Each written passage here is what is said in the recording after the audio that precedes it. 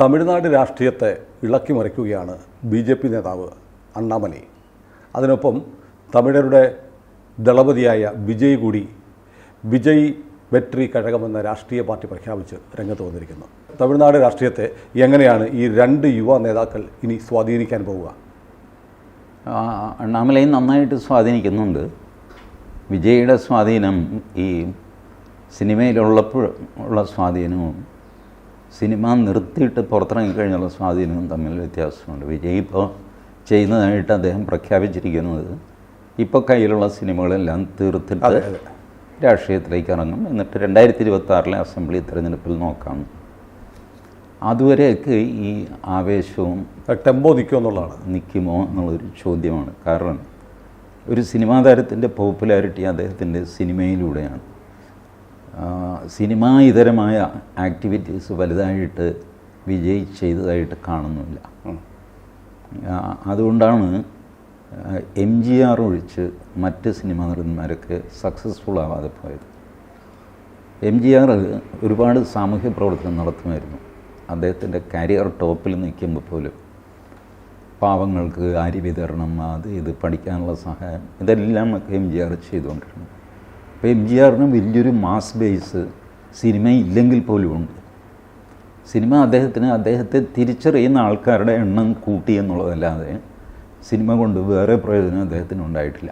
പെട്ടെന്ന് തിരിച്ചറിയുന്നത് മക്കൾ തിലകം. ഈ മക്കൾ തിലകം പേര് കൊടുക്കാൻ കാര്യം തന്നെ മക്കൾക്ക് വേണ്ടിയിട്ട് ഒരുപാട് കാര്യങ്ങൾ അദ്ദേഹം തമിഴിൽ മക്കൾ എന്ന് പറഞ്ഞാൽ ജനങ്ങൾ അത് ഒരുപാട് കാര്യങ്ങൾ ചെയ്തിരുന്നു. അത് കഴിഞ്ഞുള്ള ഒരു ക്ലിക്കായില്ല. സിനിമാ നടന്മാർ പിന്നെ ഒരുപാട് പേര് ഇറങ്ങി. ശിവാജി ഗണേശൻ കുറച്ചൊന്ന് കോൺഗ്രസ്സിൽ പയറ്റി നോക്കി. പിന്നെ വിജയകാന്ത് DMDK എന്ന് പറഞ്ഞ് ചെയ്തു. വലിയ കാര്യങ്ങളൊന്നും ഉണ്ടായില്ല. പിന്നെ ഈ ചെറുപ്പക്കാർ എന്നുള്ള അഡ്വാൻറ്റേജ് പൊളിറ്റിക്സിൽ അങ്ങനെ ഒരു അഡ്വാൻറ്റേജ് ഞാൻ കണ്ടിട്ടില്ല. ചെറുപ്പക്കാരനാണ്, അതുകൊണ്ട് അയാളെ നമ്മൾ രാജീവ് ഗാന്ധിയുടെ കാര്യത്തിലൊക്കെ പറഞ്ഞില്ലേ, ചെറുപ്പക്കാരനായ പ്രധാനമന്ത്രി എന്നൊക്കെ. രാജീവ് ഗാന്ധി പ്രധാനമന്ത്രി ആയത് എങ്ങനെയാണ്? അമ്മ വെടിയേറ്റ് കൊല്ലപ്പെട്ടുകൊണ്ടാണ്, അല്ലാതെ ചെറുപ്പക്കാരനായതുകൊണ്ടാണ്. He happen to be young. മരിക്കുമ്പോൾ അദ്ദേഹം ചെറുപ്പക്കാരനാണ്.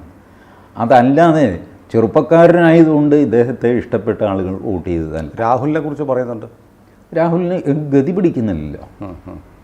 ചെറുപ്പക്കാർ ഒരുപാട് പേരുണ്ട്, ഇല്ലാഞ്ഞിട്ടൊന്നുമല്ല, പക്ഷേ ക്ലച്ച് പിടിക്കുന്നില്ല.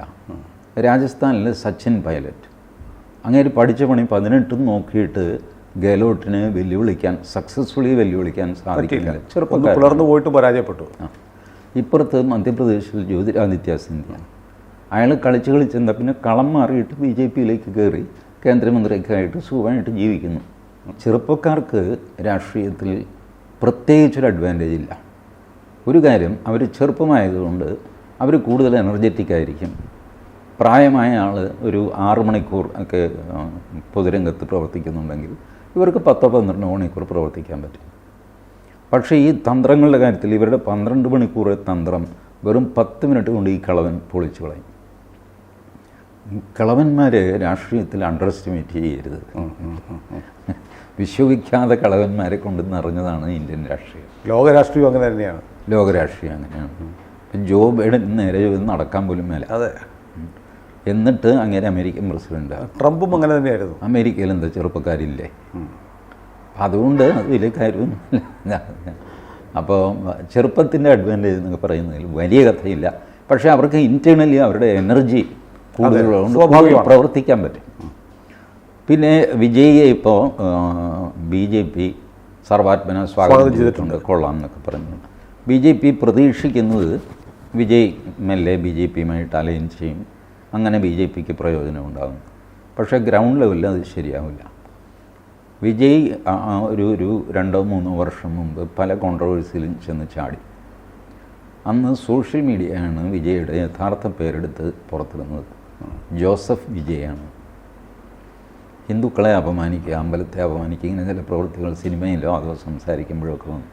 ഞാൻ ഈ സിനിമാ താരവുമായിട്ട് ബന്ധപ്പെട്ട കോൺട്രവേഴ്സി ആയതുകൊണ്ട് ഇവരിങ്ങനെ ഇടയ്ക്ക് എന്തെങ്കിലും പ്രാന്തൊക്കെ പറയും. ഞാനത് കാര്യമായിട്ട് ശ്രദ്ധിച്ചില്ല, അതുകൊണ്ട് ഇപ്പോൾ ഓർക്കുന്നുമില്ല. പക്ഷേ ഈ ലാൻഡഡ് അപ്പ് ഇൻ കോൺട്രവേഴ്സി. അതിനുശേഷം ജോസഫ് വിജയ് എന്ന് കുറേ കാലം സോഷ്യൽ മീഡിയ ഇദ്ദേഹത്തെ വിളിച്ചുകൊണ്ടിരുന്നു. പിന്നെ ഇദ്ദേഹം വിവാദ പുരുഷൻ അല്ലാതായി കഴിഞ്ഞപ്പോൾ വിജയ് മൊത്തത്തിൽ വിട്ടു. അതുകൊണ്ട് ജോസഫും പോയി. But he is A Christian. ഈ ഫാക്ടർ ഒരിക്കലല്ലെങ്കിൽ വേറൊരിക്കൽ പൊങ്ങി വരികയും ഇയാളുടെ വായിൽ നിന്ന് തന്നെ ഇത്തരം അബദ്ധങ്ങളൊക്കെ വരികയും ചെയ്യും. തമിഴ്നാട്ടിൽ നല്ലൊരു ശതമാനം ക്രിസ്ത്യൻ പോപ്പുലേഷനുണ്ട്, കന്യാകുമാരി ജില്ലയിൽ പ്രത്യേകിച്ച്. അവിടെ BJPക്ക് നല്ല ഹോൾഡുണ്ട്. ഇപ്പോൾ ഈ ഒരേ വോട്ട് ബാങ്കിന് വേണ്ടി രണ്ടുപേര് ശ്രമിച്ചു കഴിഞ്ഞാൽ എന്ത് സംഭവിക്കും? രണ്ടുപേരും തോൽക്കും. ഇതൊക്കെ തമിഴ്നാട് പൊളിറ്റിക്സിലുള്ള ഡൈനാമിക്സാണ്. സോ എനിക്ക് പറയാനുള്ളത്, ചെറുപ്പക്കാരൻ എന്നുള്ള അഡ്വാൻറ്റേജ് അയാളുടെ പാർട്ടിക്കുള്ളിൽ പ്രവർത്തിക്കാനായിട്ട് ഗുണപ്പെടും എന്നുള്ളതല്ലാതെ ആളുകൾക്ക് ചെറുപ്പക്കാരോട് പ്രത്യേകിച്ച് ഭ്രമമൊന്നുമില്ല. നമ്പർ 2, ഫൈനലി ഇവർ ചെന്ന് ലാൻഡ് ചെയ്യാൻ പോകുന്ന സ്ഥലം കന്യാകുമാരിയാണ്. ക്രിസ്ത്യൻ ബെൽറ്റാണ്. ആ ബെൽറ്റിൽ BJPക്ക് നല്ല ഹോൾഡുണ്ട്, ഇങ്ങർക്കും ഹോൾഡ് കിട്ടും. അത് സ്പ്ലിറ്റായി പോവുകയും അവസാനം DMK ജയിച്ചു പോവുകയൊക്കെ ചെയ്യും. DMKയിൽ അങ്ങനെ അങ്ങ് തീരെ വയസ്സനായി എന്ന് പറയാൻ പാടില്ല സ്റ്റാലിൻ എന്തൊക്കെയോ കാര്യമായ ആരോഗ്യ പ്രശ്നങ്ങളൊക്കെ ഉണ്ടാവാം. ആരോഗ്യ പ്രശ്നങ്ങളില്ലാത്ത രാഷ്ട്രീയക്കാരില്ല. അവരിങ്ങനെ അവരുടെ ആരോഗ്യം തട്ടി 15-20 വർഷം ഇങ്ങനെ അങ്ങ് കൊണ്ടുപോകും. അപ്പോൾ അതുകൊണ്ട് സ്റ്റാലിന് എഴുതിത്തള്ളാറൊന്നും ആയിട്ടില്ല. അയാൾ വലിയൊരു ഫോഴ്സാണ്. അയാൾ ഉദയനിധിയെ വളർത്തിക്കൊണ്ടുവരുന്നു. അയാളുടെ ശത്രുവായിരുന്ന അയാളുടെ തന്നെ സഹോദരൻ അളഗിരി അഡ്രസ്സില്ലാതെ പോയിരിക്കുന്നു. ഇനിയിപ്പോൾ ഈ ക്രൈസിസ് വരുമ്പോൾ എണീറ്റ് വരുമെന്നറിയാൻ പറ്റില്ല. But Alagiri is a spent force now. അതാണ് തമിഴ്നാട് രാഷ്ട്രീയം. അതുകൊണ്ട് വിജയുടെ പാർട്ടി കാര്യമായ ഒരു ഇമ്പാക്റ്റ് ഉണ്ടാക്കും എന്ന് ഞാൻ വിചാരിക്കുന്നില്ല. പക്ഷേ അയാൾ സിനിമയിൽ നിന്നുകൊണ്ട് തന്നെ രാഷ്ട്രീയം കളിക്കാൻ അയാൾക്ക് പറ്റുമെങ്കിൽ MGR ചെയ്ത പോലെ അങ്ങനെ ചെയ്തു കഴിഞ്ഞാൽ കുറച്ചുകൂടെ അയാൾക്ക് അഡ്വാൻറ്റേജ് ഉണ്ടാകും. നിങ്ങൾ രാഷ്ട്രീയത്തിൽ എപ്പോഴും ലൈം ലൈറ്റിൽ നിൽക്കണം. കോൺഗ്രസ്സുകാരെ ശ്രദ്ധിച്ചിട്ടുണ്ടോ? അവർ ലൈം ലൈറ്റിൽ നിന്ന് പുറകോട്ട് പോകുന്നു എന്ന് കാണുമ്പോൾ എന്തെങ്കിലും ഒരു വിവാദ പ്രസ്താവന ഇറക്കും. ഒന്നുമില്ലെങ്കിൽ MM ഹസൻ K മുരളീധരനെ ഒന്ന് വിമർശിക്കും. അതോടെ ഹസ്സനും മുരളീധരനും സതീശനും സുധാകരനും ഒക്കെ അതിനിടയ്ക്ക് രാജ്മോഹൻ ഉണ്ണിത്താൻ എന്തെങ്കിലും അഭിപ്രായം പറയുമ്പോൾ അയാൾക്ക് ചുരുക്കി പറഞ്ഞ് കോൺഗ്രസ് ഉണ്ട്. ഇതൊരു രാഷ്ട്രീയ തന്ത്രമാണ്. ഇത് കഴിഞ്ഞ് രാത്രി ഇവരങ്ങോട്ട് കൊണ്ട് വിളിച്ചു ചോദിക്കും, എങ്ങനെ ഇരുന്ന് എൻ്റെ അടി ഉഗ്രനടി കേട്ടാ, ഇനിയിപ്പോൾ ഒരാഴ്ച നമുക്ക് മിണ്ടണ്ട. അപ്പോൾ ഇതിനിടയ്ക്ക് ഈ കളിയാണെന്ന് അറിഞ്ഞുകൊണ്ട് തന്നെ AK ആൻ്റണി പറയും പരസ്യ പ്രസ്താവനയൊക്കെ നിർത്തണം എന്ന് പറയും. ആൻ്റണിക്കറിയാം ഇത് എന്തിനാണ്.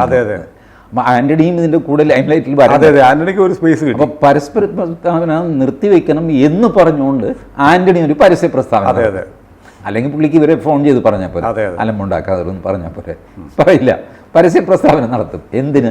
പരസ്യ പ്രസ്താവന വേണ്ട എന്ന് പറയാനായിട്ട്. അങ്ങനെ പരസ്യം കിട്ടും.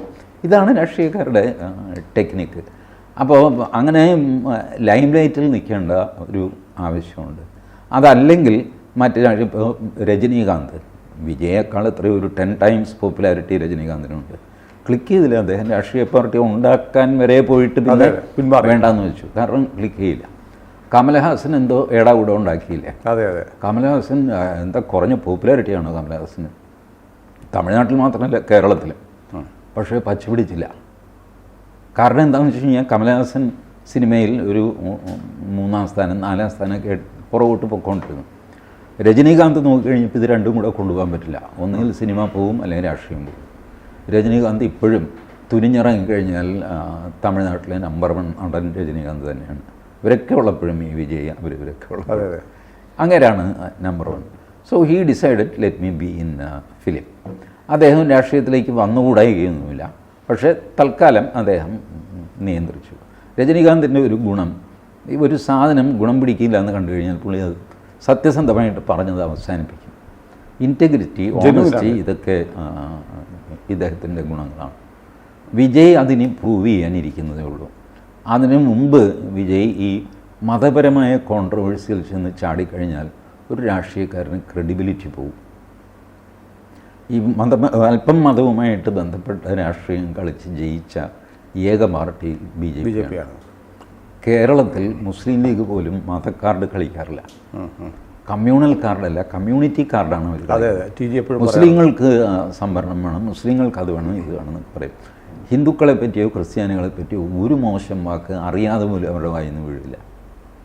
ഇതാണ് BJP. അതേസമയം മുസ്ലിങ്ങളെ കടന്നാക്രമിച്ചുകൊണ്ട് ഹിന്ദുക്കളെ അഡ്രസ്സ് ചെയ്തുകൊണ്ട് മുന്നോട്ട് പോയി ധൈര്യമായിട്ട് പോയൊരു പാർട്ടിയാണ്. കാരണം അവർക്ക് ഉറപ്പാണ് ഞങ്ങൾ സംസാരിക്കുന്നത് ഭൂരിപക്ഷ സമുദായത്തിന് വേണ്ടിയിട്ടാണ്, ഇന്നല്ലെങ്കിൽ നാളെ അവർ ഞങ്ങളുടെ കൂടെ വരും. അവരുടെ ജെനുവിൻ ഇഷ്യൂ ആണ് ഞങ്ങൾ എടുക്കുന്നത്, കമ്മ്യൂണൽ ഇഷ്യൂ അല്ല. ഇവരും മുസ്ലിങ്ങളായതുകൊണ്ട് മോശപ്പെടുത്തി പറയുകയല്ല, അനർഹമായ ആനുകൂല്യങ്ങൾ തട്ടിയെടുക്കുന്നു എന്നുള്ള പോയിൻ്റാണ് തുഷ്ടീകരണം പ്രീണിപ്പിക്കൽ BJP മുന്നോട്ട് വയ്ക്കുന്നത്. ഇതൊക്കെ വളരെ ക്ലവർ പൊളിറ്റിക്കൽ ഗെയിംസാണ്.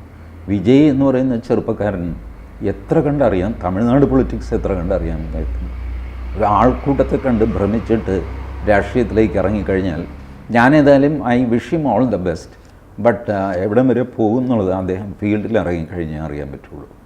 ഏതായാലും ഈ വരാൻ പോകുന്ന തെരഞ്ഞെടുപ്പിൽ വിജയ് ഫാക്ടർ വർക്ക് ചെയ്യില്ല. 2026 ആണ് അദ്ദേഹത്തിൻ്റെ ടാർഗറ്റ്. പക്ഷേ അതിനു മുമ്പ് തമിഴ്നാട്ടിൽ അണ്ണാമലൈ കുറേ ചലനം ഉണ്ടാക്കുന്നില്ലേ? തീർച്ചയായിട്ടും. എങ്ങനെയാണ് അദ്ദേഹത്തിന് ഇത് കഴിയുന്നത്?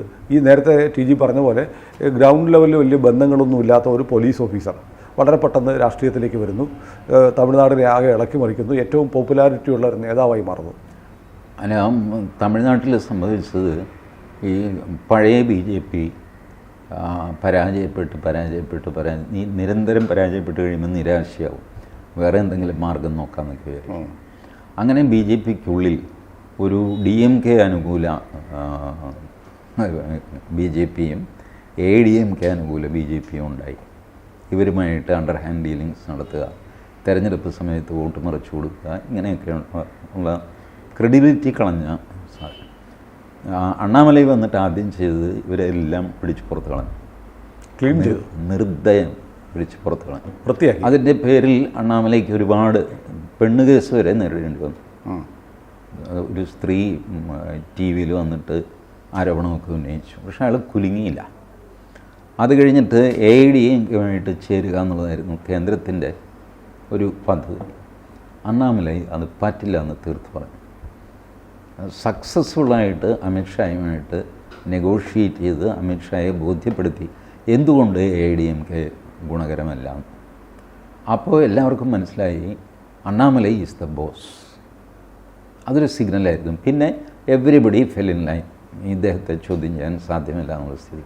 അങ്ങനെയാണ് അണ്ണാമലൈ ഗ്രൗണ്ട് ലെവലിൽ മുതൽ. മാത്രമല്ല, പ്രവർത്തകരുടെ കൂടെ എപ്പോഴും അണ്ണാമലയുണ്ട്. പ്രവർത്തകരെ പോലീസ് പിടിച്ചുകൊണ്ട് പോയി കഴിഞ്ഞാൽ മിനിറ്റുകൾക്കകം അണ്ണാമലൈ ആ പോലീസ് സ്റ്റേഷനിലെത്തും. അത് വലിയൊരു ധൈര്യമല്ലേ. ഇദ്ദേഹം മുൻ IPS ഓഫീസറായതുകൊണ്ട് പോലീസും ഒരല്പം മയത്തിലേ പെരുമാറുള്ളൂ. അങ്ങനെയൊക്കെയുള്ള അല്ല, ഈ അണ്ണാമലൈക്ക് ഈ കേരളത്തിൽ പോലും ഒരുപാട് ഫാനുണ്ട്. ഉണ്ട്. കേരളത്തിൽ ഈ നമ്മൾ നാഞ്ചിയമ്മയ്ക്ക് അവാർഡ് കിട്ടിയപ്പോൾ കേരളത്തിലെ ഒരു BJP നേതാവും നാഞ്ചിയമ്മയെ കാണാൻ പോയില്ല. പക്ഷേ അണ്ണാമലൈ തമിഴ്നാട്ടിൽ നിന്ന് വന്ന് നാഞ്ചിയമ്മയെ കണ്ടിട്ട് പോയി. അതാണ് അണ്ണാമലയിൽ നിന്ന് കേരള BJPക്കാർ എന്തെങ്കിലും പഠിക്കാനുണ്ടോ? ഉണ്ടാവാം, അവർ പഠിക്കുമെന്ന് വിചാരിക്കാം. ഏതായാലും അണ്ണാമലൈ സൗത്ത് ഇന്ത്യയിൽ BJPയുടെ ഒരു പ്രതീക്ഷയാണ്. തീർച്ചയായിട്ടും. വിജയ് ഒരു വിജയപ്രതീക്ഷയാണോ എന്നറിയാൻ ഇനി നമ്മൾ ഒരുപാട് കാത്തിരിക്കേണ്ടി വരും. ഒരുപാട് വേണ്ട. ഈ ലോക്സഭാ തെരഞ്ഞെടുപ്പിൽ അത് മനസ്സിലാവും. ലോക്സഭാ തെരഞ്ഞെടുപ്പിൽ ഞാൻ ഇടപെടില്ല എന്നൊക്കെ പറഞ്ഞു കഴിഞ്ഞാലും വിജയ് ഇടപെടും, വിജയുടെ ആൾക്കാർ ഇടപെടും. അപ്പോൾ അതുകൊണ്ട് അദ്ദേഹം പാർട്ടി ഔദ്യോഗികമായിട്ട് പ്രഖ്യാപിക്കുന്ന ലോക്സഭാ തെരഞ്ഞെടുപ്പ് കഴിഞ്ഞിട്ടാണെങ്കിലും പാർട്ടിയുടെ പ്രവർത്തനം ഈ ലോക്സഭാ തെരഞ്ഞെടുപ്പിൽ തന്നെ ഉണ്ടാവും. അത് പിടിച്ചു നിർത്താൻ വിജയ് വിചാരിച്ചാൽ പോലും സാധിക്കില്ല, ഓട്ടോമാറ്റിക്കലി സംഭവിക്കും. തമിഴ്നാട്ടിലെ രാഷ്ട്രീയം ഇപ്പോൾ പ്രതിപക്ഷം ഈ പറഞ്ഞതുപോലെ AIADMK, എടപ്പാടി പന്നീർശെൽവം, ശശികല, ഇങ്ങനെ മൂന്നായി ശിഥിലീകരണത്തിൻ്റെ വക്കിലാണ്. BJP ആണ്, അണ്ണാമലയാണ് അവിടെ ഒരു പ്രതീക്ഷ. അപ്പോൾ തമിഴ്നാട് രാഷ്ട്രീയത്തിലും വളരെ ഗുണപരമായ ചില മാറ്റങ്ങൾ നടക്കുന്നുണ്ട്. അത് കട്ടിംഗ് സൗത്ത് എന്നൊക്കെ പറയുന്ന ഒരു ആലോചന വരുന്ന സംസ്ഥാനം കൂടിയാണ് തമിഴ്നാട്. അതിനൊന്നും ഒരു ഇഫക്റ്റൊന്നുമില്ല, അവരൊന്നും കൂടെ പിടിക്കാൻ പോകുന്നു. ഏതായാലും തമിഴ്നാട് രാഷ്ട്രീയത്തെ നമുക്ക് കേരളത്തിലിരുന്ന് നോക്കാം. കൂടുതൽ വാർത്തകളും വിശേഷങ്ങളും നിങ്ങളിലേക്ക് എത്താൻ ABC മലയാളം സബ്സ്ക്രൈബ് ചെയ്യുക, ബെൽ ബട്ടണും അമർത്തുക.